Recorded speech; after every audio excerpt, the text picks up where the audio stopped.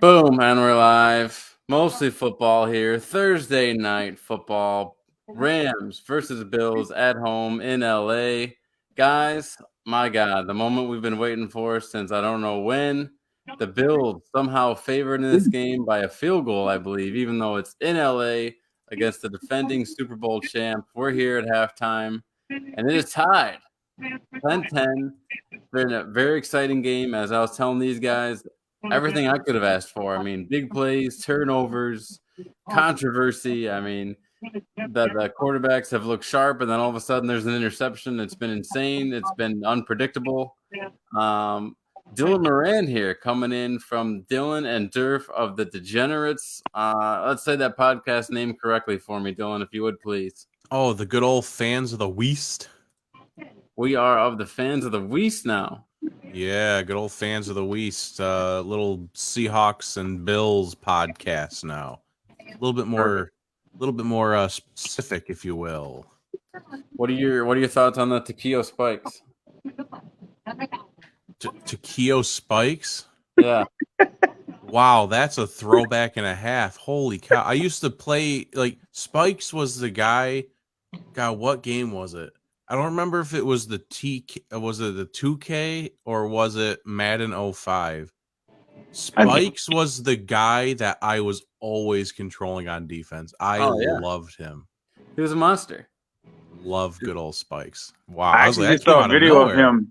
He was telling a story about how he went up against Larry Allen and he ended up getting pancaked, but he had to bear crawl off the field so he wouldn't actually fall down.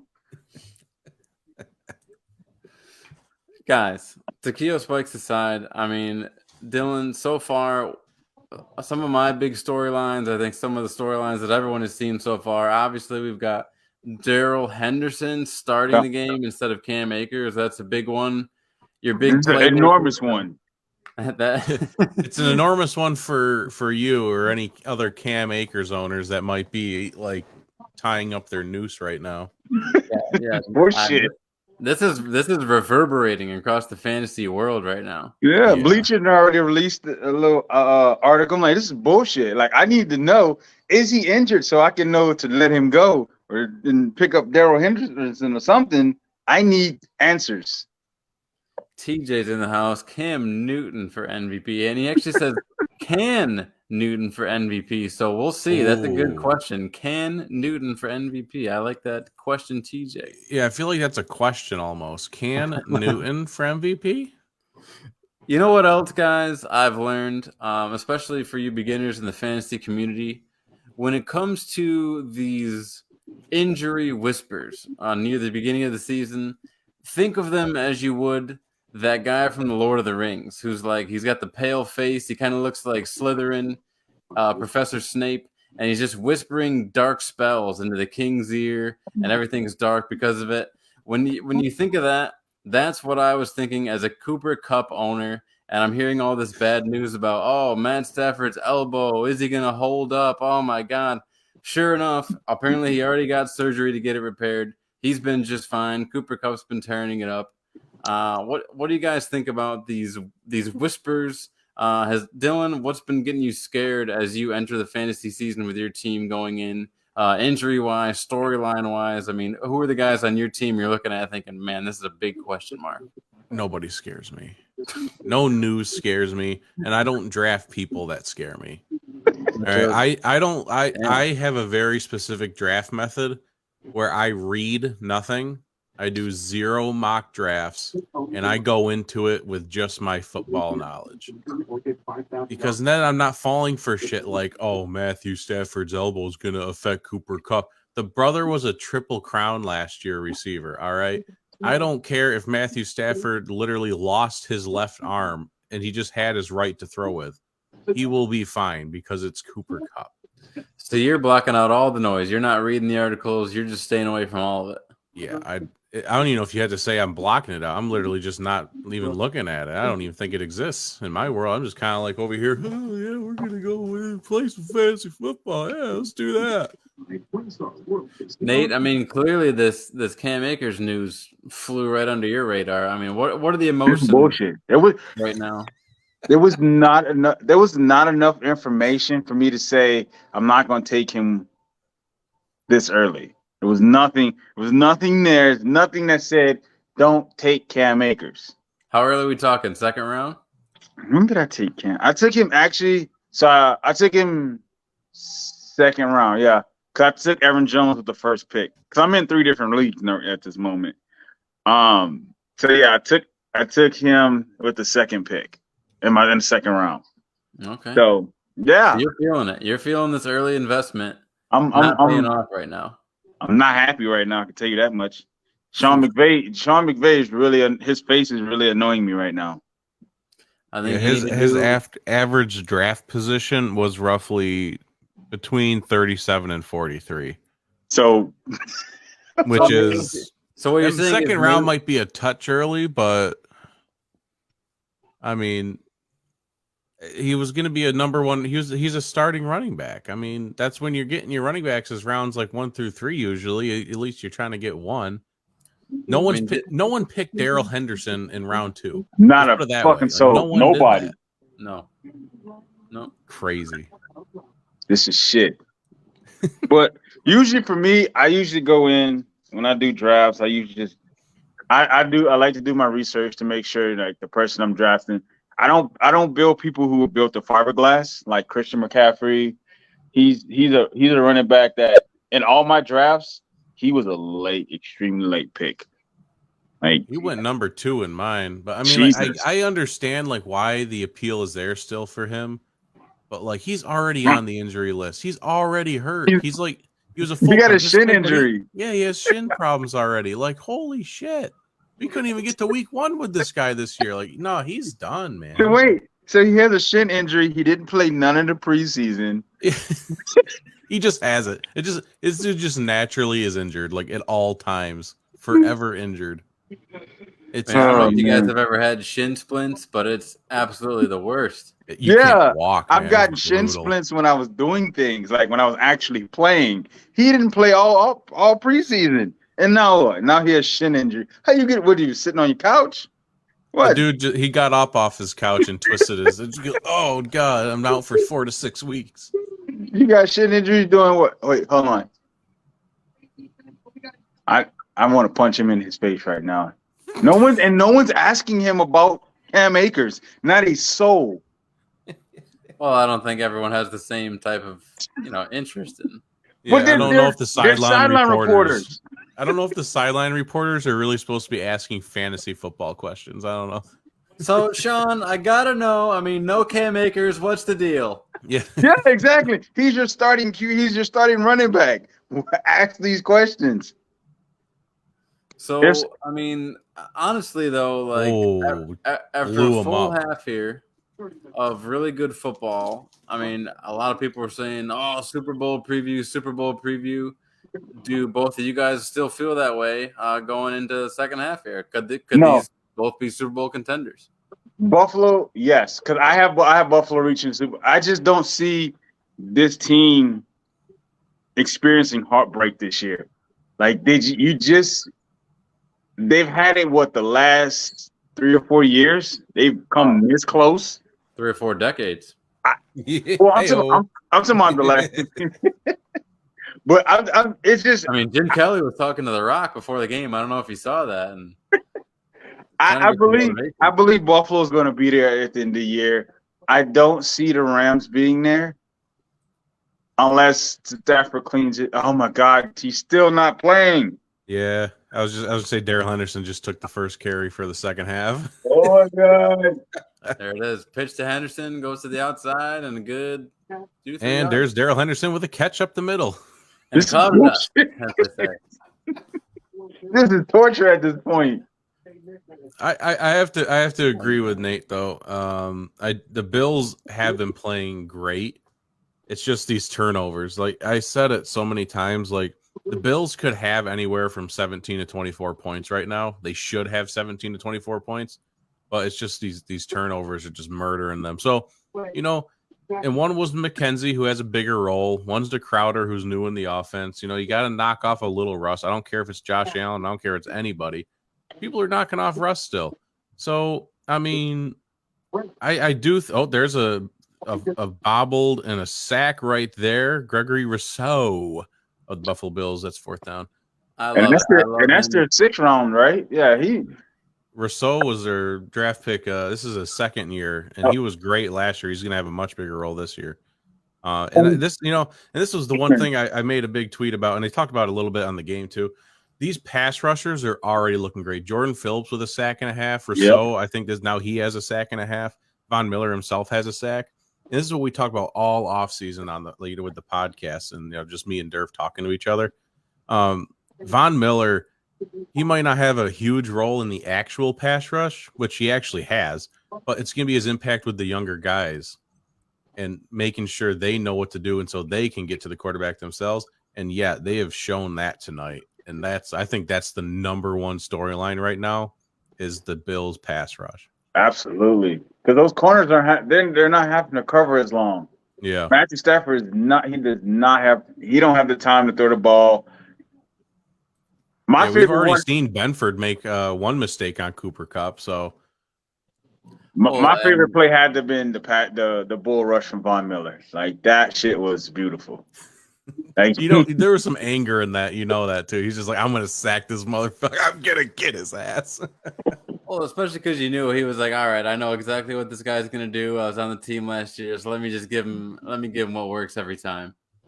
And just for TJ, that's Deion Dawkins, offensive lineman for the Buffalo Bills, just so you know. Deion Dawkins, of course. I bought myself a car, and they had Josh Allen and Deion Dawkins ones at the dealership. And I said, can I have one? And they said, sure. And they gave me that one. So. No relation, of course. No relation, obviously. So my question is, what is your prediction as far as for Buffalo's record this season? I think we had them. I think worst case scenario would be 13-4.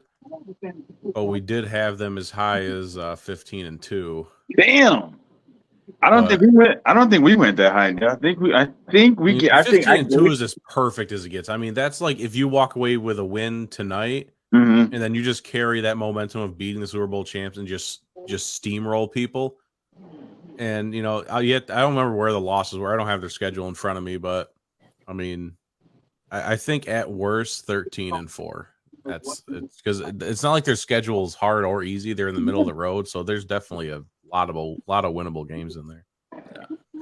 Well, and what's big too is, I mean, I was skeptical of their rush defense coming into this game after what a couple teams did to them last season. And you think about the Patriots, especially with that one game where I think Mac Jones threw like 5 passes the entire game, and the Patriots still handled them pretty easily. So to see them, really taking on Henderson and Akers, have done nothing of note yet. It's a good sign for them for sure that they're not just going to be like when the Colts had Peyton Manning. Let's get a lead and let's rush the passer. They can also defend the run as well. So that's a good sign for the Bills. Yeah, the only big run that they had was Darrell Henderson had, I don't know, like a 15-yard run, maybe not even that much to the left side.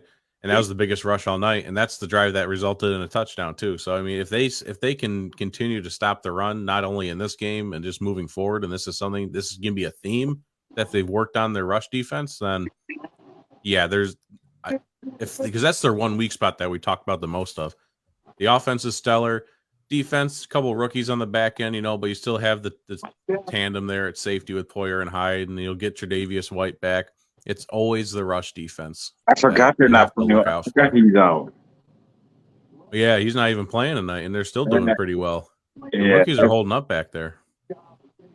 And I got to believe, Elam's going to get better with confidence. It says a lot that the 6th-round guy has beat him out for a spot. So he's only going to get better, you hope. So that's a good sign for them.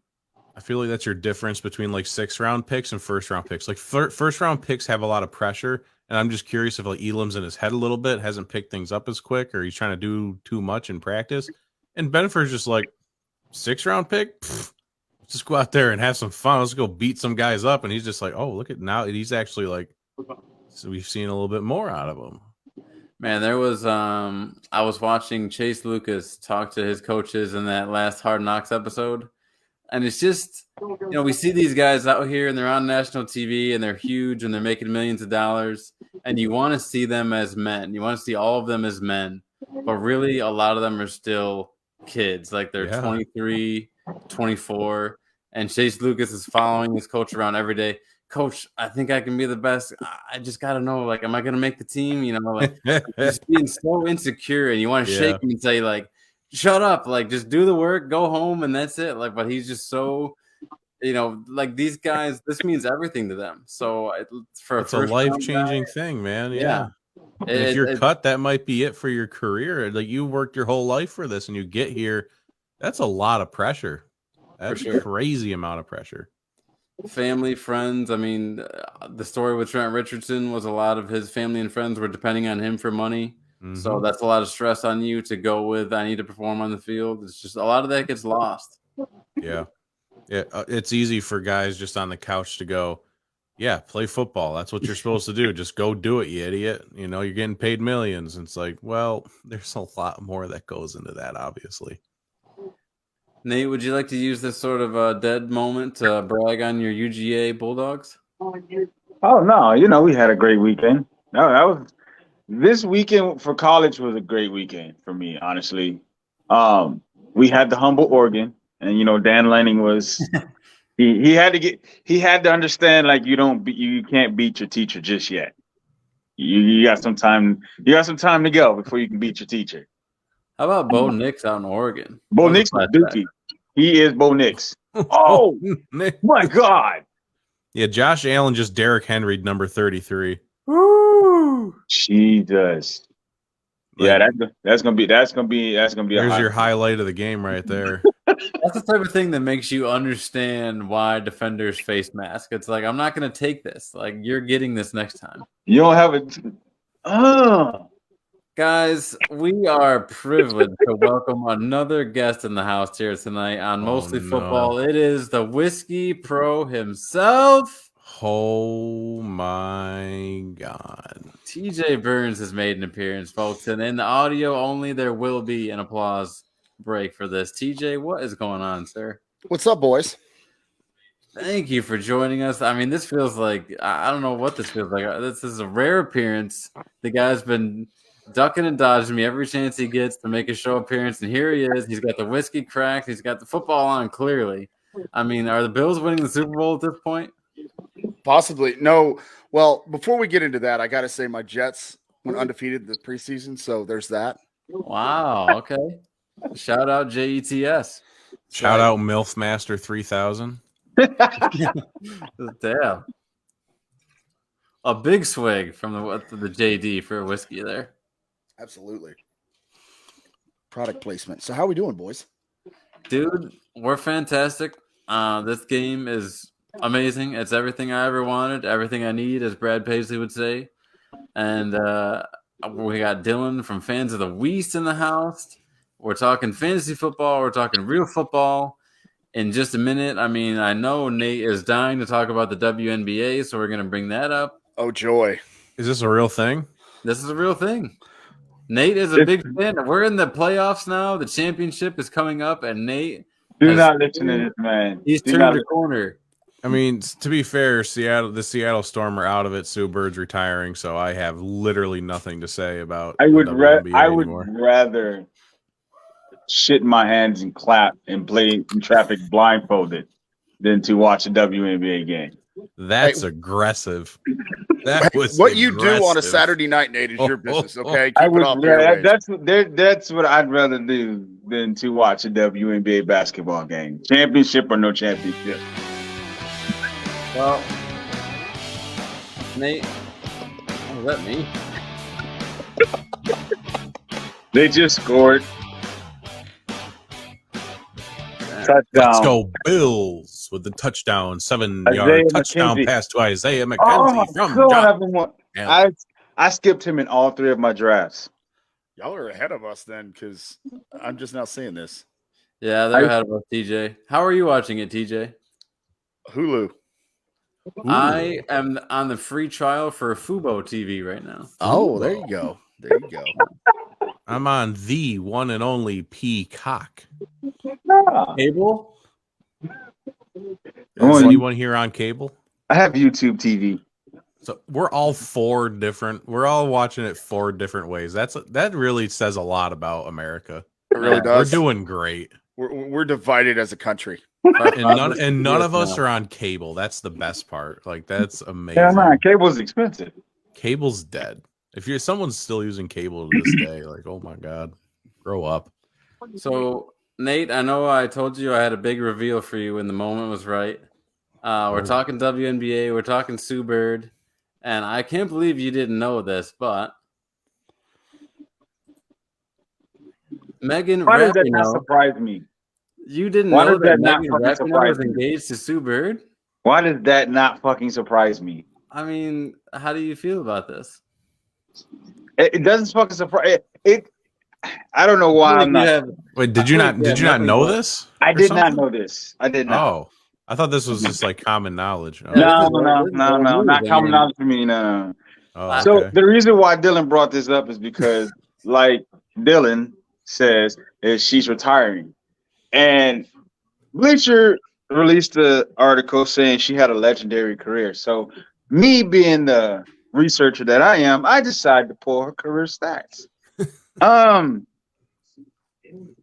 She played 22 years and 2 decades. The Tom Brady of WNBA, some might say. Yeah, there you go. And her career stats are borderline bench player. I mean, are we talking man bench player? Well, it's 2 different leagues, Nate. Let's not go and what are we doing here? Nate's trying to say, I don't. So for me, it's one of those things. Yes, I get it's 2 different leagues, but I just, for me, it's just like they sit, and I get it. Everybody wants to get more money, and I think they deserve more money, but I think they deserve as much as they bring in. That's what I believe. Yeah, because I was watching an interview, and I think it was Candace Parker who was being interviewed, and they were saying that they should get the type of money LeBron James is getting. And in my mind, I'm like, the league would go bankrupt if they paid anyone that kind of money. That's just how it works. They don't believe that. They believe that they play the same game, they do the same thing as the men, that they should get paid the exact same. And I'm just like, yeah. Didn't he get paid like $5 trillion like the other day or something? Huh? Yes, that's the exact amount he got paid. You're right. Yeah, $5 trillion. $5 trillion. That was his contract. $5 trillion. And like I said, I'm all for getting paid with your word. Okay, if you bring in the money, I think you deserve to get paid. I agree with that. I mean, Sue Bird deserves to be the highest paid WNBA player, but that doesn't mean that you are also like LeBron James money territory. It's just I have the respect for the WNBA players and whoever wants to watch the WNBA. I don't care about that. But when you just pull up the numbers and the ticket sales and the amount of people that watch on TV, they don't bring in enough money to just look at a single person and go, yeah, I'm going to give you a $400 million contract. You can't tell them the league would end. Like you can't do it. The game I watched, I told Nate about, it was the Las Vegas Aces versus the Seattle Sisters, or what's their name? The Seattle Storm. Jesus. The Seattle Sisters? What do you think we're doing here? The Seattle Storm. This is a Catholic church. Dylan's going to a clan meeting after this, folks. Just how dare you? Clan meeting. The only clan meeting I go to. I don't have a good one for that. So anyways, that's it. That's the end of that joke. So I'm watching this amazing game. I mean, there's 3-pointers, there's layups, there's mid-range. I mean, everything you could ask for in a WNBA game. I mean, the defense was, I don't want to say atrocious, but let's just say the defense led to an overtime game that never should have happened. And all of a sudden, I'm watching overtime now, and it was very exciting. So I don't know exactly what the standings are now, but in the moment, I mean, Sue Bird, I mean, you hit her in the corner. She was nailing that 3-pointer. So it was exciting. She was the Ray Allen of the WNBA in that moment. So I'm gonna watch. I can almost guarantee that. Oh, there's Daryl Henderson with a 10-yard catch. Stop doing this shit to me. There's only one thing I know, and I don't think either one of us sitting here right now could defend Sue Bird on a one-on-one court in a matchup. I don't think we could do that. I could. What are you gonna do? Just like kick her right between the legs? Like, I got her. There we go. No, I'm gonna break her leg. There you go. That's how that's one way to do it. Okay. So there's no way that either one of us could go on a one-on-one with Sue Bird and stop her legally using actual basketball rules. You didn't say legally the first time. Give me 4 weeks of conditioning, and I think I could do it. Okay, I meant I did specifically say sitting here right now, us four. So if you want to work on the terms and conditions here, right off the couch now.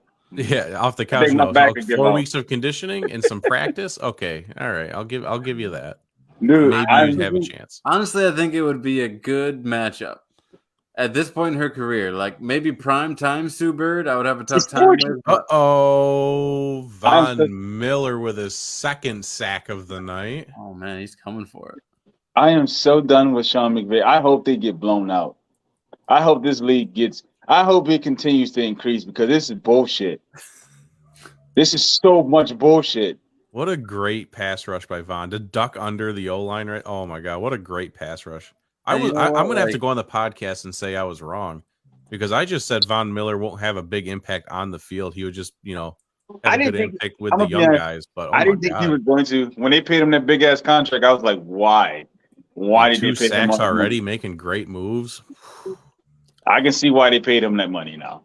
And what he just did right there is the standard. Like every time the draft rolls around and I'm looking at DN prospects, I look for exactly what he just did right there. Why there was a time when Super Bowl winning team. That's what I don't understand. What? Why did he leave a Super Bowl winning team? Because they're the next Super Bowl winning team. Exactly. There's more promise with Buffalo than there is with the Rams to repeat. Like, so do you know how hard it is to repeat, TJ? He probably literally just said they're not going to repeat. There's no way, and just like look for the next best squad. Tired. Stafford looks exhausted. Think his elbow's flaring up. All I need is 75 more passing yards out of Josh Allen. That's all I need tonight. What the fuck? I need an ice cream. That seems very achievable. I need he gets 75 more passing yards. Allen Robinson has one damn catch. Oh my God. Yeah, that's another point. Yeah, I wanted to bring up. Allen Robinson, man. I thought he was going to be like the new OBJ, and he's at least getting 5-6 looks. He's got one catch with how many targets though? I think he was targeted maybe twice, 3 times at the most. This is horse shit. Yeah, I feel like I was right about Robinson. One target, one catch, one target. Wow. I was right about Robinson, but Dylan, you were right about McKenzie because we had just talked recently about his role. Or maybe it was me and Allen, but I did argue with someone that Crowder was going to beat him out, and looks like McKenzie's more involved thus far. I thought Crowder was going to beat him out too. I don't think we talked about it, but that's what I said. I was talking to other people. I was like, I think Crowder was going to be, that Cole Beasley replacement, the guy in the slot that can just be open whenever you need him to be open. And I think he might be that guy, but we're going to need a couple more weeks for him to get integrated maybe. And McKenzie's been there for 3-4 years. Yeah. He was ready to step into that role, which I overlooked, just being there for as long as he was, being comfortable in this offense. Yeah, that it makes sense that he'd be the wide receiver 3 out the gate. Well, you bring a guy in, you assume he's going to have a role, especially like Crowder. But TJ, I mean, looking ahead here at the rest of the schedule, let's say a certain Dallas Cowboys team was taking on the defending 2021. Anyway, let's say the Cowboys were taking on the Buccaneers Sunday night. Who do you think's got an advantage in that one? Not the Cowboys. You're not liking the vibes in Dallas? No, I'm really not. Tyron Smith is a big miss. They're hyping the Cowboys up like they do every season here on local radio, and it's ridiculous. I said this during the offseason all summer long, and I continue to say it, and I stand by it. The Cowboys will lose the division to the Eagles, and if they make the playoffs, they'll be out the first round. It'll be the same old, and that's if we don't have any more injuries. Now, Dylan, I don't know the spread for the Seattle-Denver game. 6.5. How do you feel about that? You know, I'm assuming Denver's favored. Oh yeah. You know, it's weird because I feel like it's just my Seattle's my team, but I'm letting like this shit get in my head. People keep saying like positive things, like, oh, they can put a defense up there that Russell Wilson doesn't like a cover 4 or something, and they can frustrate him. And the defensive line, like we have some pass rush now between a couple of different folks, and Geno Smith and DK Metcalf were okay when he was in there last year. Like all these things, and then I really do actually like our run games, but that's besides the point. I let this shit get in my head, and then I sit here and go, yeah, we have a chance to keep it within 7 points. Like this could be a 3-4 point loss. But then reality sets in, and it's like, no, this is gonna be like 41-3. Yeah, that's probably what we're looking at. I don't know if you saw the disrespect that Yahoo was giving Seattle's fantasy players today, or what the hell was going on. When you went to Noah Fant's page, they showed a picture of George Fant. I saw your tweets just a little while ago about that stuff. Yeah, what is going on with that? You go to Rashad Penny, I believe it's a picture of Travis Homer, and then DJ Dallas was a freaking picture of the kicker. Yeah, that was Michael Dixon. I have a question for Dylan Moran. Do you know the spread of the Cowboy game? Is it 1.5? Well, while he's finding it, Nate, your Atlanta Falcons taking on the Saints at home. I mean, what's your confidence level here? It's 2.5. To be honest, thank you. And the Cowboys are favored? No, Tampa Bay's favored. And since it's in Dallas, right? Yeah. So honestly, that's more like a 3.5-4 point favorite because of the home field advantage for the Cowboys. So it's a divisional game, so it can go either way. But like I told you, I think last week, a couple weeks ago, I feel optimistic about this team. But like Dylan, I don't have a lot of like reality sets in, and like, yeah, we're not going to have a great season. We're not going to have a great season. We're not going to come out and shock the world. We are going to be maybe 4 or 5 games tops. Now, let me paint a picture for you. You've got a backup left tackle for New Orleans, and we have no idea if Michael Thomas is going to play. He's supposed to be playing. Jamison Crowder with a great catch over the middle, like about 12-yard catch. That was a fantastic catch. As we're praising McKenzie, see, they keep switching it up. I hope they get blown out because you didn't play Cameron. You didn't play no. I hope he gets blown the fuck out. They need to score at least 2 more times. This is Sean McVay needs to learn a lesson. So you feel like New Orleans is gonna break your heart? Absolutely. They're not gonna break. You can't break something that I'm already expecting. I'm already expecting it. Because like where's the love though, man? There's a lot. Michael Thomas is back. Chris Olave. There's a lot of love for my team, but I gotta be realistic. I gotta be realistic. Oh, you were talking about the Saints there, so I was confused. Oh no! I gotta be realistic here. Honestly, no, the Falcons are the worst team in the league, Nate. They'll be lucky to win a game. No, what we're not gonna do is act like Detroit don't exist or the Jets don't exist. That's what we're not gonna do. We're not gonna act like those teams do not exist. I mean, we may be at the bottom, but we ain't that fucking far down. Okay, all right. And Houston still exists.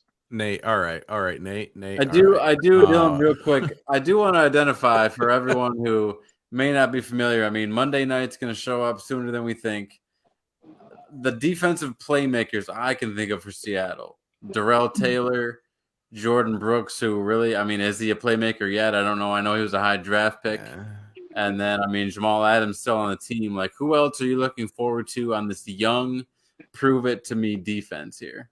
Yeah, I only care about the rookies really at this point. I just need to see the rookies make an impact. strictly because I want to see that John Schneider and Pete Carroll and all these people can still draft, because they haven't had a good draft in forever.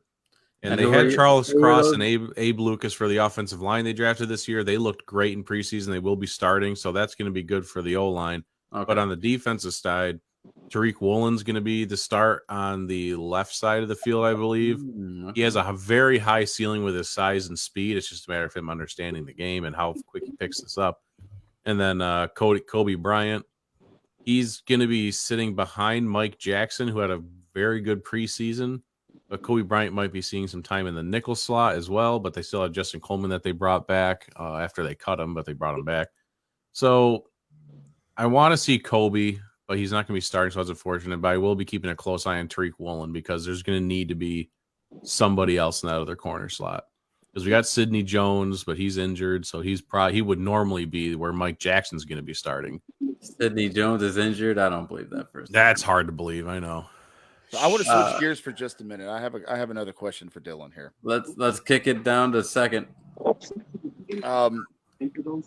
are the over under on Brady retiring this year? You think he's going to go another year? Is this it for him? This is it. He's getting divorced. He's tired of all the BS. I mean, to watch one guy go down right in front of you, who you really wanted to come back this year, in Ryan Jensen, I'm sure is like emotional toll enough, because you wanted him to be a part of the ride again, and then to have another scare with Hainsey right behind him, and that's just on the football field. On top of that, you've got what may or may not be going on at home, with his wife. I know there's a lot of speculation, but yeah, I feel like this has to be. 45 years old, dude. You've got the rings.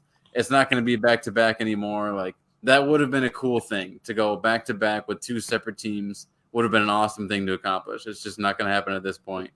So, this has to be like, yeah, if it doesn't happen, hang it up, man. You're going to be wanted everywhere there's a job opportunity, whether it's TV, podcast, you name it. They're going to, TB12 is going to be fine. Well, he already has I think he already has a TV deal right now. Once he retires, that's if he retires. Documentary. He probably has like 16 another catch by Crowder. Fantastic. Yeah, Isaiah McKenzie doesn't have a chance. I feel like he got the wide receiver 3 spot just because of his experience with the team. Crowder's out here already proven like, no, bitch, get out of the way. That's my spot. It is interesting because McKenzie got the touchdown. And that was a good touchdown catch. He made a good, he did a good job holding on to the ball for that one in between two guys. Yeah, Crowder looks good. I meant to ask you, Dylan, I don't think I got the message you about it. Like, how do you feel about Jason Peters signing with the Cowboys? Perfect, because I wanted to get back to TJ. So funny. From what I understand, and he's 40 years old, right? So a left tackle still playing the game at 40 years old is pretty amazing. Andrew Whitworth, I'm not sure how old he was last season for the Super Bowl run, but I know he's definitely up there. The beard couldn't have been more gray. So Dwayne Brown with Seattle, and now I think he's with the Jets now too or something. He's up there. It's really amazing when you see all these guys wearing 2 knee braces and the weird stance they have to sit in and how huge they are. Like, the fact that you can run that long, it really says something. But Peters had some good snaps for Chicago last season. I think what gets lost in the highlight reel is how often he had to get off the field. Like, it was very, like, if you remember Alshon Jeffrey's final years for the Eagles, it was like catch a big pass, run off the field. Like, he was on the field like 50% of the time. So Dallas has to figure out who their swing tackle is, because you can't have Tyler Smith switching from left tackle to left guard like mid-game if Jason Peters needs some time off. So they got to figure out who that swing tackle is behind Peters. I'm assuming is going to be starting a left tackle. I think he's still on the squad right now. But, yeah, TJ, that's the path I see is all this, like, bad vibes, the injuries, the Tom Brady stuff. I know Dallas has a lot of bad vibes, but you still got Parsons. There might be an opening there with the pass rush. What's your score prediction here? I know you're not confident in Dallas, but are they going to keep it close? I've got Dallas losing by, we'll say 6. 6. Okay. And that's without me doing any real homework. I mean, I've said this a million times before. I'm not an NFL guy, never have been, never claimed to be. Just going into the season, knowing what Dallas has, which is very little. I just listen to the local radio right now. I haven't really paid attention to preseason or looked at anything really. Just listening to the local radio. I've got them by 6, and that's being extremely generous. My biggest question for Dallas is who's going to be that second guy? Who's going to step up outside of CeeDee Lamb? Yeah, Jerry Jones. And then is Zeke going to return back to his original form? Will Zeke be able to become, get back to that first round draft pick? Is he going to get back to that form? But I don't believe Zeke's going to have 2 or 3 decent to good games. He might have one where he kind of shines a little bit, and that's going to be the extent of his season. I think Pollard's going to be starting before the season's over. That's because Zeke's going to get hurt. You have CeeDee Lamb, Michael Gallup, who's considered out right now, Jalen Tolbert, Noah Brown, Dennis Houston, Simi Fehoko, and Kevontae Turbin. That's your wide receiver group for Dallas. I mean, how cool that's was fucking brutal. That's about as bad as the Falcons receiving core. That's brutal. Jesus Christ! Like I knew 2 of those, 3 actually, because Turpin had a good preseason with the special teams. But everyone else, I have no idea who they are. That's going to be bad. That's going to be really bad for Dallas. Dak is going to need to be Aaron Rodgers this year and turn a bunch of nobodies into somebodies. That's the only way they have any glimpse of success. And he's going to have to worry about his fucking head getting taken off. Because there's no telling how well Jason Peters is going to stand up. Yeah. So that's going to be an issue. And it's it's not even just the right tackle; it's the left tackle. It's the right tackle, and losing Lyle Collins, so you got a new guy there. It's just Jesus Christ, very interesting. It just gets worse. The more we talk about it, the worse it gets. I don't know what the plan was. It's seemingly no plan. Like they knew Tyron Smith was an injury risk, and they didn't apparently draft accordingly because they're not confident in Smith as the backup. Tyler Smith, I mean. And they never signed a guy. They never looked to trade. So that's on them. And you knew you were losing a weapon in Amari Cooper. You waited the entire time to draft Jalen Tolbert till whenever he was taken. Signed James Washington. It's not your fault that he got injured, but I mean, no one was excited about James Washington to begin with. So I don't know what world Jerry was living in where he could lose all this talent and still win the East. But he was just too busy jerking off that CeeDee Lamb's now his wide receiver 1. He's just so excited that he's forgot that, like, oh shit, we need more than just one wide receiver. TJ, do you know who they played this weekend? Sam Houston. Did they beat Sam Houston? 31-0.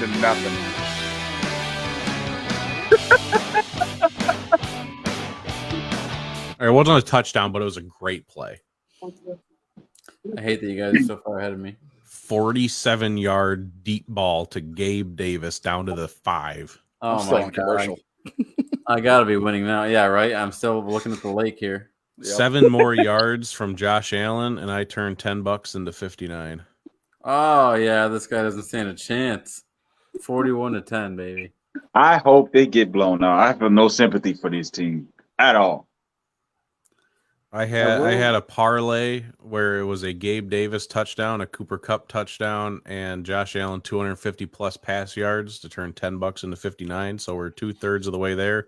I need 7 more yards out of Josh Allen. Oh yeah, dude. And we're gonna start the year out fucking big. Well, Dylan, you've been more than generous with your time. Thank you very much. I've been extremely generous. Y'all get the bill in the mail. Everyone, check out Fans of the Weast, Dylan and Durf's Degenerates. Where can we find you, sir? Go ahead and plug the S out of your podcast. You can just go to the different social media pages per usual, like Twitter and Facebook and YouTube and Anchor and all these different places that you go, like whatever. And you just type Durf and Dylan at Durf and Dylan if you want to do like the tag, the username, and you'll find us. And for the podcast, it's Fans of the Weast. That's on, iTunes, Spotify, Google Podcasts, all those random platforms. Yeah, Fans of the Weast, if you want to listen to that. And then we're mostly just active on Twitter, social media-wise. That's like 99% of our social media activity. And then we also do our YouTube channel as well. That is Derf, DERF, and Dylan, DYLAN. Spelled correctly. Again, sir, thank you so much. Enjoy the rest of this game, and you have a fantastic evening. You too. Bye. Bye, TJ. Bye, Nate. See you, sir. Oh, remove TJ there accidentally. Sorry. I had a technical error there. Dylan removed himself. Don't give me that old school Cartoon Network. That's very impressive. Touchdown. Nate. Yeah, man. You got to give TJ and I a second to digest this stuff. Oh! I'm trying to fucking digest the fact that I'm behind the 8 ball right now because fucking Cam Akers has only 2 goddamn touches and no yards. Okay, here's a question I have for you, Nate. You, as one of the biggest fans of all time of this particular player, can we officially say that Josh Allen is the white Cam Newton? Yes. That is a fair comparison. That is a fair I mean, if you look at what just happened, that is a fair comparison. That's a Cam Newton play right there. So what you're saying is Josh Allen's going to be a backup in 2 years. I highly doubt that. Highly doubt it. So good to have you back, TJ. So good to have you back. I highly doubt that. This is bullshit. I wonder since they're getting blown out, I don't know if they're gonna put Cam Akers in the game now and let him pick up garbage yards. Because this is bullshit. I have 2 Rams players, and both of them are sucking ass right now. I was not expecting this, but Josh Allen came to play. That's for sure. Josh Allen doesn't want to. Josh Allen doesn't want to watch somebody else play the Super Bowl again, and that's how he's going to play every week. And it's not just him. Like Von Miller's been getting the sacks. Like the defense for the Bills, like we said earlier with Dylan, the rush defense looks really good, man. I have another random topic, and again, I've been out of the NFL loop for a while now, so I don't know anything that's going on. What happened to OBJ? Is he still a free agent? Yeah, he tore his ACL in the Super Bowl last year, so he is rehabbing. I think what he's going to do is he's going to wait to see if there's a major injury to to someone who's in the running for a chance at the Super Bowl, and then he's going to sign with them. Okay, because I saw something, and I don't remember where I saw it, Facebook, Twitter. I saw it somewhere that he was a free agent. I was like, what? I didn't know. And then they, of course, leave it up to Dallas local radio. They were talking about the chances him coming to Dallas. I'm like, y'all need to get over yourself. He's not fucking coming to Dallas. I wouldn't put it past Jerry Jones, but no, I agree. I don't think you will, but I wouldn't put it past Jerry Jones. I think the teams I think that he may choose, honestly, Kansas City would be one. I think he may re-sign with the Rams, depending on how the way the receivers are looking right now. Cooper Kupp is the only fucking useful receiver they have, so he may re-sign with the Rams. I was pretty surprised when he didn't sign with Indy because it seemed like the Flames were getting pretty hot there, but they must be happy. That would have been a good signing for him. What shirt are you wearing? Sorry, Nate. What are you wearing? Tequila Spikes. That is tequila Spikes, sir. What team? Buffalo. He played for Buffalo and Cincinnati. I'm not sure if he played for another team. Okay. I just realized it said NFL and it wasn't the Eagles. I was like, I gotta be honest with you, Dylan. I'm taking your Eagles to win the division this year. Well, I love your honesty and I love the enthusiasm. I'm not going to say anything to jinx it, but if you look at it, they're the most well put team to get. There it is. They're absolutely the most well put team together that's in that division right now. And I mean, you look at the receivers for the Eagles: Devontae Smith, AJ Brown. You got rid of Jalen Reagor. You picked up your defense is amazing. Don't Whiteside.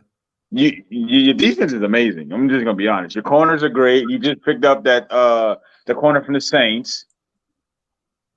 I don't know. Your running backs are kind of iffy, but I think Gainwell might take over the start position if Miles Sanders get hurt again. I mean, just keep going. I love everything you're saying right now. Donald Driver is that Donald Driver? And I have Jalen Hurts in one of my fantasy leagues, and I need him to perform. Aaron Donald is playing like S tonight. Total shit. Well, the thing is they're kicking his ass. Yeah, and they're getting the ball out. He's getting that ball out of his hands. He's not holding it, so it's playing in their favor right now. Ooh, got some heat going. Yeah, there's a lot of good vibes in Philly. I don't like when there's this many good vibes. It usually doesn't turn out well. You know, in actual real life, it usually ends up in disappointment. Oh, look, Cam Akers make a fucking hell, and he got negative yardage. Hey, how about that backwards pass, huh? That was nifty as fuck. He catches the ball and runs 10 yards and get negative yard. Oh my god. That was just Stafford saying, "Well, I don't want to die, so you take it." The fantasy gods hate me right now. Yes. And they hate me right now. Did we get Super Bowl predictions from you yet, TJ? No, and you don't want Super Bowl predictions from me because I can't remember who's in what conference, and I'll end up saying something stupid like the Eagles and the Redskins or something. I don't know. The Aggies and the fucking Buckeyes. Right. Yeah, exactly. Hey. So I'm pulling. I know I'm going to get hate for this, but I'm pulling, and I know it's not going to happen, but I'm pulling for Tom Brady to get one. I know that's not going to happen, but I'm pulling for him to get one more before he leaves. I think one of the reasons why it won't happen, his starting center went down, so he's done for the season, and then he's going to have a young guy in front of him. You can't overcome controversy. You can, but it's really your quarterback and your center is like your two. That's your top communicators. Your center has to communicate to the rest of the O line. I think it's going to be really difficult. That's peanut butter and jelly. And then on top of that, Brady missed what, all of August away from the team. Yeah, a couple of weeks. So a lot of that chemistry that you're supposed to build, he's gonna have to do it during the season. Yeah, but I feel like with Brady's experience and it being Tom Brady, I mean, he can. I really, honestly, truly feel this way. I think he could walk onto a team and within a few weeks he could have everybody behind him. He's just that good of a leader. They're gonna say that Super Bowl was a fluke. Wow, they're gonna say the Super Bowl was a fluke. How many turnovers are they gonna have in this game? Matthew Stafford. Oh no. Oh, he's playing mad now. Matthew Stafford is playing like straight dog shit. That's gonna suck. I was hoping for a better game. Yeah, me too. Well, maybe we'll turn it around. And I'm a Stafford fan. I've always liked Stafford. Let's go, Aaron Donald. Come on, baby. It's not gonna turn around. It's too far. They've isolated Aaron Donald. They took away their defense. Their corners have to cover a lot longer than they should. It's a done game. It's done. So at this point in the game, we're at about 10 minutes left. I think it's 24-10 Bills. Yeah, and the Bills just got the ball back, so they finna eat the clock up. So the Rams need a turnover, and they need 2 scores in about 10 minutes. Very achievable. Yeah, but the momentum is not on their side. But their main weapon he's been neutralized. Cam Akers. Shut up. I need an explanation from Sean McVay. I need an explanation. He's getting outplayed and outcoached. That's exactly what the explanation is. I don't know. I don't give a fuck about that. I need to know why Cam Akers didn't play. Yeah, Nate wants Sean to show up at the presser and say, Nate Edwards, this is exactly why he didn't play. I want to know why Cam Akers didn't play. And I hope one of them damn reporters ask him why Cam Akers didn't play. I'm telling you, his scrotum is torn 3 different ways to Sunday. Man, I'm not trying to hear that shit. Then you should have put him. You should have put him as injured. That's what you should have did. Look, get away from Sean McMay for a minute, whatever his name is. McVay. It's a whiskey talking. Shut up, leave me alone. So I found out about this head coach. You know, he gives 50% of all of his earnings to charity, and if she's not working that night, he gives it to Destiny. Oh, wow. Jesus Christ. Where's Billy Joe when you need him? Oh my God. Guys, let me bookmark 55-28 for the rim shot. Thank you, TJ. You're welcome.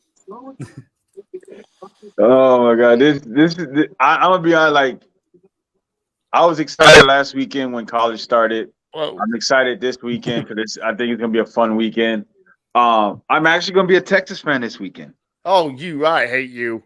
I'm sorry. I gotta be a UT fan. No, sorry. No. They're playing Alabama. I know who they're playing. No. I gotta be a UT fan this week. No, the hell you do. No. I got to. No. I have to. I have to because I need them to this. No. I need them to beat Alabama. I do not accept this. I do not accept this. No. I need them to beat Alabama. Do not call me. Do not text me. Do not FaceTime me. Do not send me a freaking dove with a note on it on Saturday. I don't want to hear from you.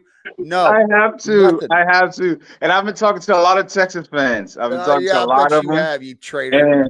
And they say they believe. Oh, he threw a no look pass. And I believe that a lot of them believe that Texas can beat Alabama. A lot of them believe it. I'm not going to say Texas is not going to beat Alabama. I'm just saying I don't want Texas to beat Alabama. I need them to, because then now we can get back to the number 1 spot, and then we don't have to worry about shit else. We got a smooth ride. So TJ, you are or are not a secret Alabama fan? No, I'm not. I hate Alabama with every fiber of my being, but I hate Texas more. Wow. I'm a proud Texan, but I tell you what, when OU and Texas play every year, guess who I'm pulling for? OU. Boomer Sooner, baby. That whole weekend. I don't know, Nate. I feel like if I walk into TJ's bedroom and I open up that closet door, the poster on the inside, Nick Saban. Nope. Oh my God, dude! It's gonna be a fun. Oh, look at this. There's nothing. Touchdown. Stephon Diggs. What do we got, Josh? Oh, wow. And he beat Oh, wow. Jesus Christ, man. So for those of you just listening, Josh Allen rolling out to the right, finding Stephon Diggs about 50, 60 yards downfield. 59, about a good 40 yards, 45. A dime. Stephon Diggs falls down right at the goal line, rolls into the end zone. That was a good 53 yards. Dylan Moran just got his money. Yep. Yeah. Wow, what a play as Stephon Diggs runs right past Jalen Ramsey, who was sitting in the zone. Thought he had help over the top, maybe, or just no. That was a blown assignment. That was what that was. He got beat. That's what that was. He just got beat. I feel like he's happy. I'm happy to get beat. I'm happy to get blown up. Okay, here's what I think.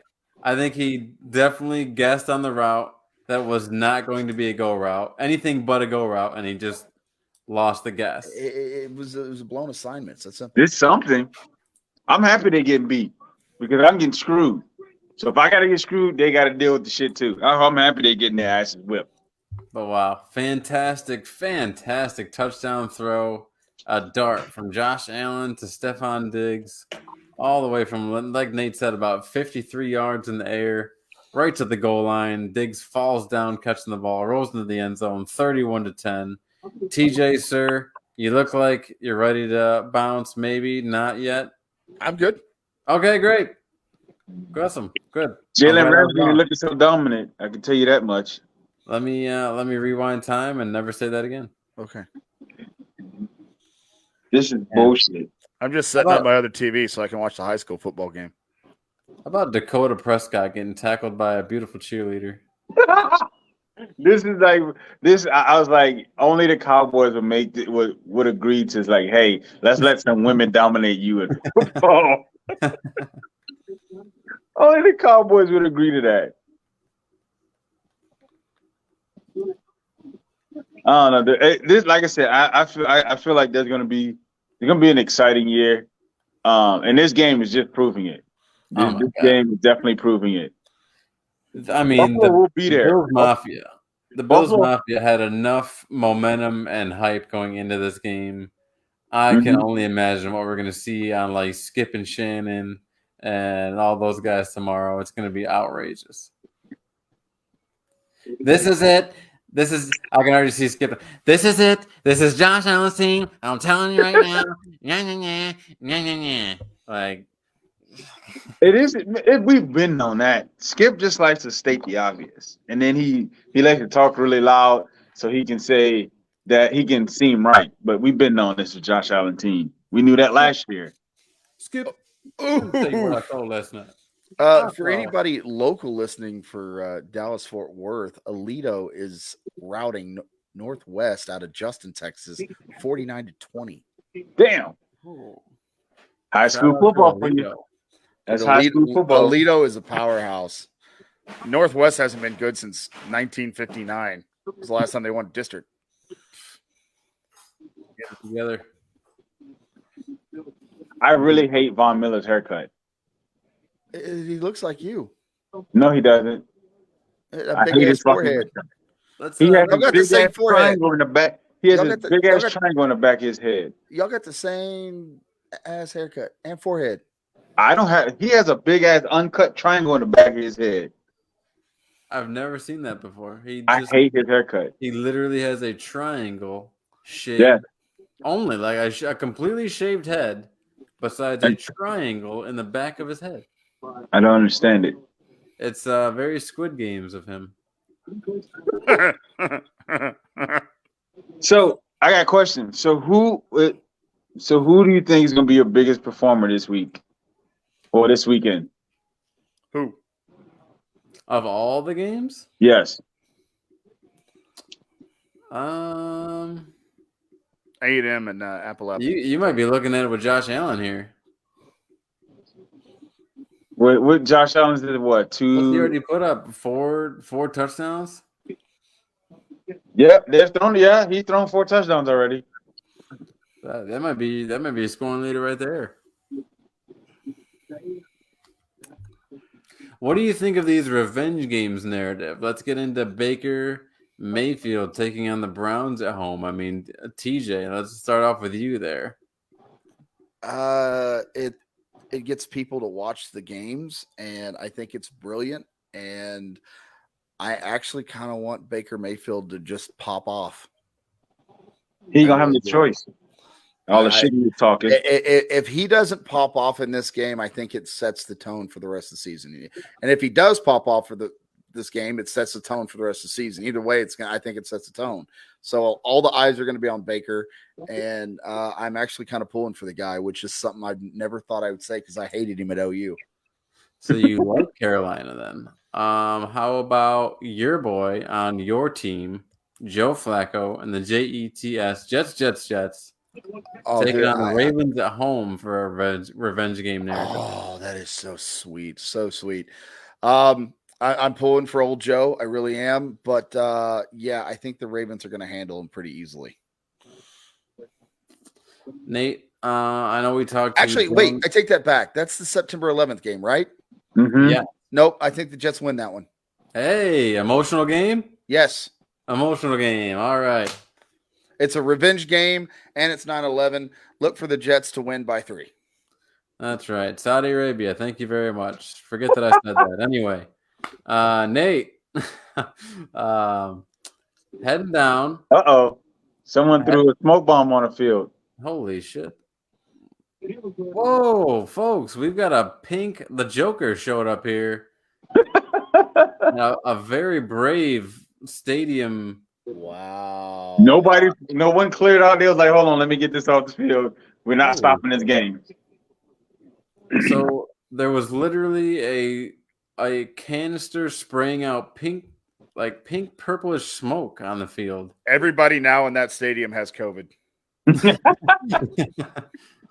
Or they have the vaccine. We're not sure which one. They administer it in weird ways now, I guess. So, yeah, some brave stadium employee came over and just grabbed the fucking thing, and now it's gone. It's gone now. So now they're just waiting to clear the field. Boy, what's the crime? What do you charge someone with who throws a smoke bomb? Oh, that's definitely gonna be a terrorist act. That's definitely gonna be. They're gonna definitely try to pin you with a terrorist act. That person. How you got that into the building is gonna be the question.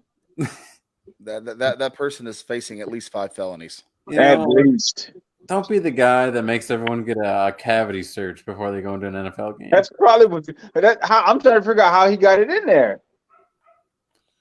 Constitutional carry. Come on, guys. Not in California, it ain't. Whoever got that in there going directly to jail. Ain't gonna be there for a while. So we got about 8 minutes, 30 seconds left. The Bills are still up 31-10 in LA. I just still no damn Cam Akers. I just mentioned constitutional carry. This is mostly football, so we can steer away from football if we like. You guys live in Texas. I have no idea.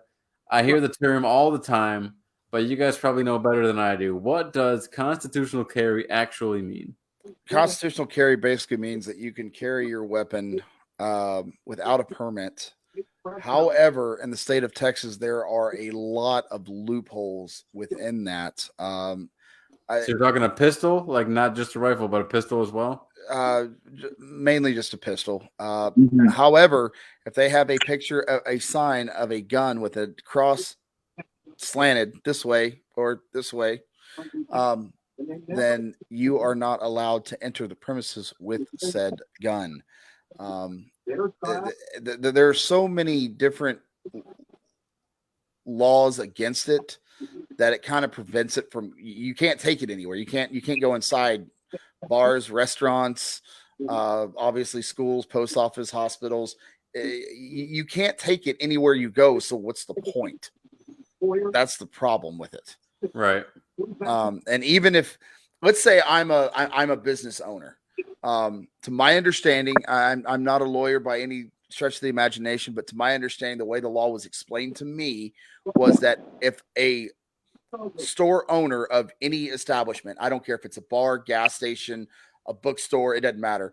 Any establishment that you own, if you take a crayon, draw a gun with a slant on it, and somebody with constitutional carry walks into your establishment, you can have them arrested. Again, that was the way it was explained to me. So basically, if they have a no gun sign here, you can't carry it in there. Jesus. Yeah, it's weird out here. Get back to the game here. I mean, we got Buffalo with a defensive lineman here, tipping the ball from Matt Stafford to himself, getting an interception, getting tackled by Matt Stafford. What a series of events that just went down here. Well, you can say what you want about Matt Stafford. I don't care if you like him, you hate him, you love him, whatever. The dude has got to be one of the toughest QBs in all of NFL. I mean, that's clearly not targeting. He put his head to the side. He led with his shoulder. It's a good form tackle. I would have wanted more leverage, maybe, like lean into that thing. But, you know, he's not practicing tackling a lot, so I'll give him credit. Look at this shit, dude. Oh, my God. Dude, they about to run a score up. I hope they run a score up. I hope they beat them by fucking 40. We've got Josh Allen here, a good 13-yard gain on the design. Not even designed, like a bootleg that just turned into an opportunity. Oh, I hate to see quarterbacks run like that. Man, what a good run for a Josh Allen, former Wyoming Cowboy, who just has been nothing but clutch since he entered the league. Well, okay, rookie season, rocky for sure. We had questions. Oh, no, his first 2 seasons were a bit shaky. Ever since then, I mean, it's been lights out for old J.A. Absolutely. Team captain, no questions about that. I mean, he can throw from the pocket. He can scramble left, right. Big guy, scores touchdowns. Devin Singletary here gets to carry up the middle. Good 5-yard gain. Still 31-10 as we hit the 6-minute mark here. Guys, I'm not going to lie. Like, as a play-by-play guy, I do like to hear my own voice, and it's fun. Like, maybe I'm not the color commentary guy, even though I feel like I could fill that role. But to do the play-by-play, to do the radio call is something I enjoy. So to do this here with you and have this opportunity, thank you very much. Absolutely, thank you. Absolutely. Boy, how about the Diggs brothers? Trash. Stephon is good. Trayvon is trash. He fumbled the ball. We've got Josh Allen with the handoff to Buffalo Moss. got the ball. Fumbles the ball. We've got a pile. It looks like the Rams have it. Nah, Buffalo have it. Nate's gonna Oh, they got it. No, Rams got it. My goodness. Here we are, 5-17.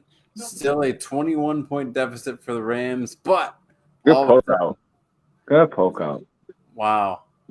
That's the thing about the NFL. Trayvon Diggs is going to come in this year, and he's not going to be as good as he was last year. That's what's going to happen. He's going to get another 20 interceptions for him. Nah, last year he was lucky. But you also got to think about this. I would rather my corner finish the year with 6 interceptions and give up a couple touchdowns than you have 14 or 13 interceptions and get his ass whooped the entire year. He gave up a lot of yards. And that's one thing no one wants to talk about. He gave up a lot of yards. He had like the one game I go back to is the Patriots game where he had the pick 6, and then right after the pick 6, he gets beat for 74 yards. That's not something I want my corner doing.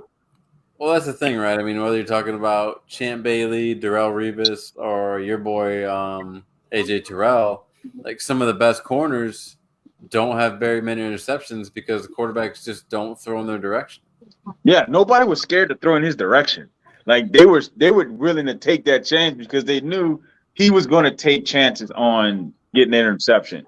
Now, don't get me wrong, he had the opportunities and he got the picks, but at the same time, man, he still gave up some yards. I want some audio with this. I'm watching our local news here, and it says number of Americans filing for unemployment goes down, but yet they're showing clips of the Boy Scouts.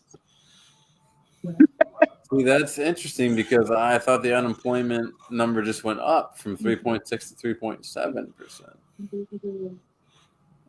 Man, the news. What can you trust these days? You can't. That's why I'm watching. Mike Tyson. Little cheap plug here. If you need something to watch on TV, go to Hulu and watch Tyson. Is it good? I thought about it. It's decent. It's not one of those shows that's really going to pull you in, but it gives you a really good insight to his life, why he is the way he is. It's the Game of Thrones of Mike Tyson. There's lots of boobs. There's lots of nudity. There's lots of sex. But it gives you a really good insight to why he is the way he is and what made him tick when he was younger. So, and again, it's Hollywood's take on it. So I'm sure they embezzled a lot of it. I'm sure. But it's still, it's pretty good. I like it. I've watched all the episodes as of late. I think they release 1 or 2 new episodes every Friday. Because I think right now there are 7 episodes out and a new one drops tomorrow. I think 2 more episodes drop tomorrow. Well, what an interesting guy. I love that he has his own podcast. I love that it's all about getting absolutely stoned with people and talking about whatever. And I mean, here you are, you're sitting with one of the most dangerous men on the planet, and he's high as hell talking about, like, are there aliens, just the craziest shit. I don't believe in aliens, but I do believe there is a Bigfoot. He's not targeting Allen Robinson at all. At fucking all. I mean, how about Henderson still in the game, getting carries, down 21 points, you're handing the ball up the middle? And Allen Robinson, and this is the problem. Like, he's only looking at 2 fucking targets. Like, Allen Robinson he hasn't even given Allen Robinson a chance. Oh my God, I'm so annoyed right now. As if Bills have switched into more of a prevent defense. They're just trying to bend, not break here toward the 3-minute mark. We got a stat here. Sean McVay has never been under 500. Well, he about to be now. Oh man, Matt Milano just absolutely giving it to Skrowinek there on the tackle. This is horse shit. This is so much horse shit. He didn't have to take him down, but he took him down. And the craziest thing, Buffalo defense is not even at 100% yet. Oh, what's the ball? Fucking Tyler Higbee. Throw the ball to Allen Robinson, please. Oh, Higbee with a big drop there on second down. Could have set them up for an easy third. I don't even want to look at my fantasy right now. I have to say this in all seriousness, watching these pro guys do this. If you get a holding call, an offsides call, or you drop a pass that hit you dead square in the hands, I think you should get a fine. I really honestly do. If you're a head coach, fine their ass. I don't care if it's $100, $500, $1,000, whatever. They need a fine for that crap. You get paid way too much damn money to make little fundamental mistakes like that. Not gonna lie, Cam Akers is in a fucking game. Yay. Are you fucking kidding me right now? That's what. And then he doesn't get the ball because he's looking for one fucking target. So here we are, 240. Stafford drops back. He's got Skrowinek again over the middle. Tremaine Edwards with the tackle. Down to 230 here. Rams down 21. Not looking promising. Aaron Donald's on the bench. He's like, man, what the fuck? That's not how I want to start the season. What are you doing? What is it? Yo. Oh. Stafford gets the ball, throws out wide, and Skrowinek off target. So we've got a 3rd and 6 here. Big down for the Rams if they have any chance of staying in this game. I should have benched. Something told me to bench Cam Akers. Something so much told me to bench this fucking dude. Oh, my God. Something told me to bench him. TJ, how are the renovations going? You saw that, did you? What renovations, bro? So we had our kitchen backsplash redone. Mm-hmm. And the guy did a really good job, but he's not insured or anything like that. He's just a guy that does a lot of side jobs. He switched out one of the switches and he didn't tighten the wire all the way down. So we had no electricity for our refrigerator, stove, or microwave. No big deal. Luckily, we have an electrician and the family came over, figured out the problem within, 15 minutes, knocked it out. It was just a loose wire that he didn't tighten all the way down. No biggie. And so in our house, we have a yellow kitchen and man cave, which we want to paint, but we don't know what color. So if you look right over here, you'll see some paint that Sam brushed to try to see what color she wanted, and it kind of ran down a little bit, and it looks ugly on my yellow wall here because I took the green screen down. So they're going slowly, but they're going. We finally ditched Spectrum Internet and we went with AT&T fiber optic. But when the guy came out to run our fiber optic line, he literally wrapped the cord all the way around our house, from our back driveway to the side of the house, to the front of the house, to the other side of our house. Yeah. So they had to dig the wire all the way around the house. And it took them a month and a half to do that. Whoa. So, good Lord. But we have Hulu Live TV now. We have HBO. We have Peacock. We have all that kind of stuff. And we're still paying less than we were with Spectrum. It's like, guys, I know we had a moat around our house for a month, but at least now we can watch Blackish.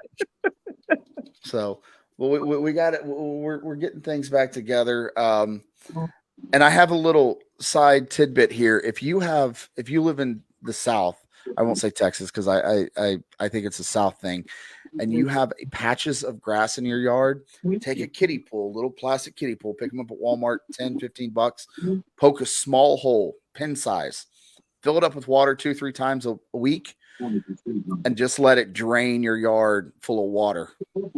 And well, our backyard used to be nothing but dirt, and now it's full of grass because I did that. Nice.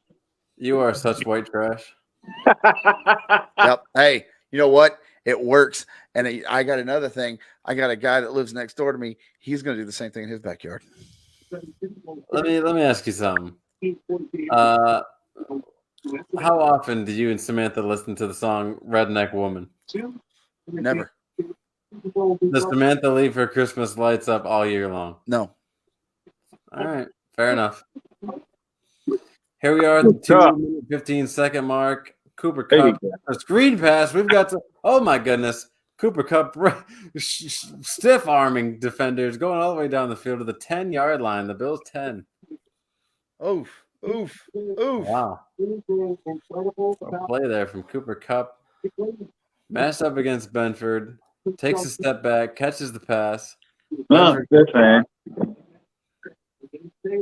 Cooper, I mean, gave Tremaine Edwards and Micah Hyde a good stiff arm there before he goes Why down. is Kay Bailey Hutchinson on my TV? Oh, never mind.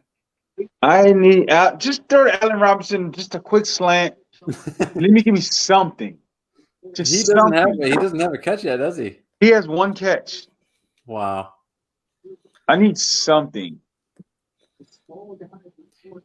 TJ, did you do any fantasy this year? No, sir, I did not. I sat out. Normally, I join the guys at Strikeout Beer, and I last year I did Dylan and Durf's fantasy, but no, I set this year out, man. Like I said, I for some reason the NFL it didn't really appeal to me this year, and so I kind of took a step back. I mean, obviously, I've said it a million times: Cowboys ain't gonna do nothing. I'll watch the Jets here and there. I'll watch the Jags just to see what they do, but it's just it wasn't something that really appealed to me. So I kind of set out. I want to focus on college, and with Carter being an 8th grade football, Haley being 8th grade cheerleading, 2 different kids, 2 different schools, 45 minutes apart. It was too much for me to even try to keep up with. Matt Stafford going down late in the game here, under 2 minutes, and he just gets swallowed up by the His offensive line is tired. Their asses is tired. Yeah, slow to get up here. Number 70. 73 and number 70, both slow to get up. Havenstein here that's not good for the Rams.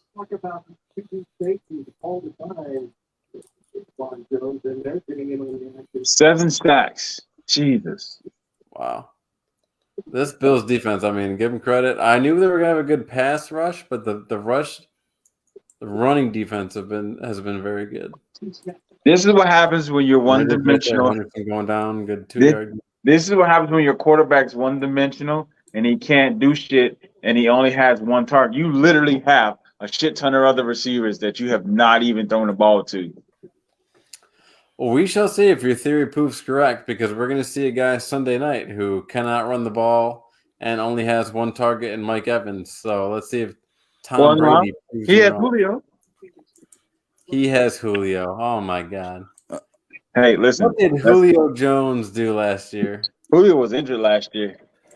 That's right. Julio Jones has been injured since the Super Bowl season. Since he put on a helmet.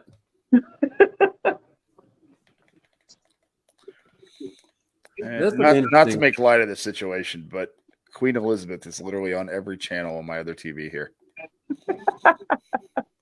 Yeah, we had a good, 1 to 3 second moment of silence here on the game.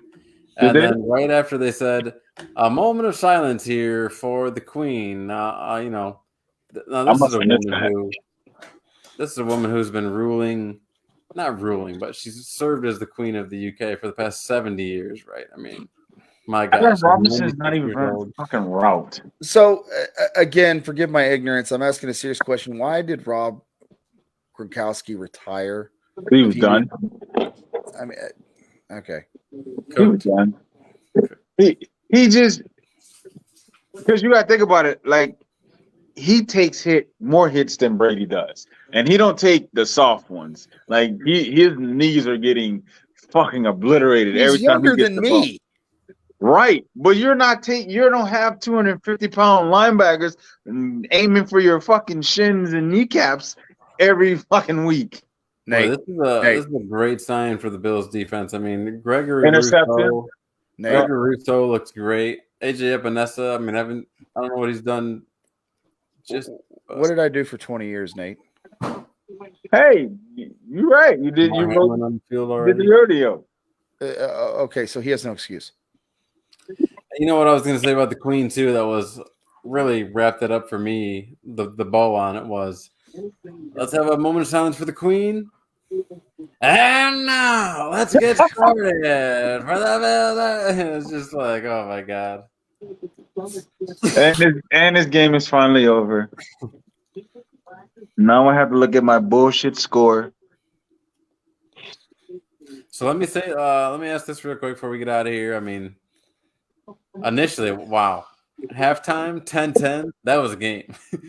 31. I thought it was gonna be a game, but shit. Not a game. Not at all. But let me ask this before we get out of here. Do you feel differently about the Rams now than you did when we came into the game? Absolutely. Because they look like shit. Matthew Stafford looked like shit. Their offensive line looked tired. Aaron Donald's going to be Aaron Donald, so it is what it is. The secondary, Jalen Ramsey is looking. He got his ass whipped. We're just going to say that. That was a bad whiff on Stephon Diggs on that touchdown. 100%. But it wasn't the first time he got beat this game. They're not repeating. They look awful. Josh Allen looks like this is my fucking year and no one's going to take it from me. TJ, how you feeling about the Rams? It's one game. I think I say this, and I know this is a cliche answer, but halftime adjustments. I think the Bills made the adjustments they needed to and exposed the Rams, and it's going to be a tough season for them, but who knows? It's still too early to tell. It's one game, man. Guys, first game of the season in the books. First half of the game, awesome. Everything we could have asked for. Gabe Davis scored a touchdown. Cooper Kupp scored a touchdown. We were on a roll. We had turnovers. And then all of a sudden the Bills said, this is our game now.